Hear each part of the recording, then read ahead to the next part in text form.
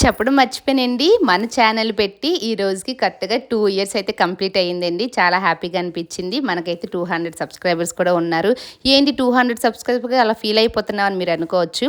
ప్రతి ఒక్క సబ్స్క్రైబర్ కూడా నేను పెట్టిన వీడియోలు చూసి నచ్చి నా ఛానల్ సబ్స్క్రైబ్ చేసుకున్న వాళ్ళండి.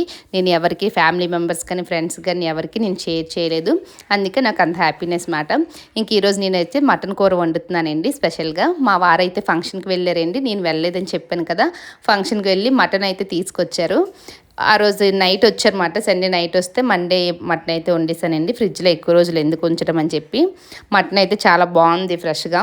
మనం బయట షాప్లో కొన్ని దానికి ఇలా ఫంక్షన్స్ అప్పుడు మనకి వేస్తారు కదా, ఆ మటన్కి ఈ మటన్కి చాలా డిఫరెన్స్ ఉంటుందండి. నేను బయట మటన్ ఎప్పుడు తిన్ను.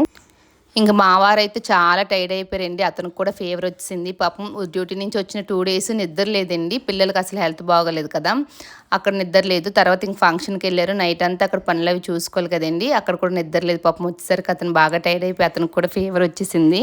ఇంక మండే అతను కూడా తినలేదు. అత్తయ్య అయితే తినరండి, ఆవిడ క్రిస్టియన్లో కలిసిపోయారని చెప్పాను. కొన్ని అత్తయ్య అయినా తింటారేమో అనుకుంటే ఆవిడ కూడా తినరనేసరండి. మీ అత్తయ్య ఎందుకు తినరని మీరు అనుకోవచ్చు. అత్తయ్య క్రిస్టియన్లో కలిసిపోయారు కదా, సో ఇలా ఫంక్షన్స్కి వేసినవి పూజలకి చేసినవి ఫుడ్ ఏమి తీసుకోరన్నమాట. కొత్తగా వింటున్నానండి. క్రిస్టియన్స్ మామూలుగా భోజనాలు చేస్తారు కదా, పూజలు అయితే చేయరు కానీ ఫంక్షన్స్ అయితే తింటారు. కానీ మా అత్తయ్య అలా తినరు. ఇంకా ఆవిడని ఎందుకు బలవంతం చేయడం అని చెప్పి ఇంకా కూర అయితే వండేసానండి. టేస్ట్ అయితే చాలా చాలా బాగా వచ్చింది. ఫుల్ వీడియో కావాలంటే కామెంట్ చేయండి, తప్పకుండా పోస్ట్ చేస్తాను. కూర అయితే కేజీకి పైనే ఉందండి. ఒక్కదాన్ని నేను తింటాను, మధ్యాహ్నం తిన్నాను, నైట్ తిన్నాను, మిగిలిన ఫ్రిడ్జ్లో అయితే పెట్టేశానండి.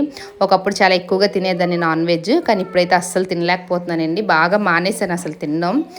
డ్రై ఫిష్ అవి తింటున్నాను అనమాట. ఎండు చేపలు, ఎండు నెత్తళ్ళు, ఎండు రొయ్యలు అవి. ఈ చికెన్ మటన్ అనేది బాగా తగ్గించేశాను. ఎప్పుడైనా మా వారు డ్యూటీ నుంచి వస్తే తినడం తప్ప అంతకు మించి ఎప్పుడు వండట్లేదండి. మెయిన్ తినాలనిపించట్లేదు. ఒక్కసారి దూరంగా ఉన్నామంటే మళ్ళీ దానికి దగ్గరవడం చాలా కష్టం. తగ్గింది అనుకునేసరికి బాబుకి మొదలైందండి ఫీవర్. డాక్టర్ ముందే చెప్పారు, మాస్క్ అది వేసి ఉంచండి అమ్మ, వైరల్లో ఫీవర్ ఇది స్ప్రెడ్ అవుతుందని చెప్పి. ఇంకా చిన్నపిల్లలు మనం ఏం ఆపుతామండి, వాడికైతే వచ్చేసింది సేమ్ పాపలాగే 104 ఫీవర్ అండి. వీడియో నచ్చితే ఒక చిన్న లైక్ ఇవ్వచ్చు కదా, మన ఛానల్ సబ్స్క్రైబ్ చేసుకోండి.